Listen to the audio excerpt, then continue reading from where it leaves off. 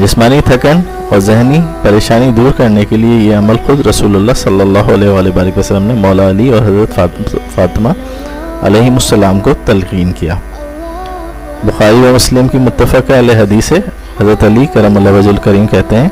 कि फ़ातिमा रज़ियल्लाहु तआला अन्हा रसूलुल्लाह सल्लल्लाहु अलैहि वसल्लम के पास लौंडी मांगने गईं, तो आप सल्लल्लाहु अलैहि वसल्लम ने आके घर पे फरमाया, क्या मैं तुम दोनों को इनसे बेहतर चीज़ ना बताऊं जो तुमने मांगी है? जब तुम सोने चलो तो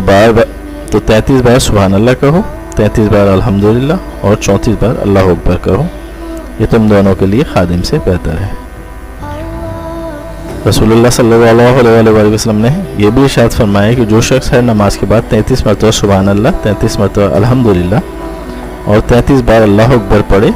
और 100 पूरा करने के लिए ला इलाहा इल्लल्लाहु वहदहु ला शरीका लहू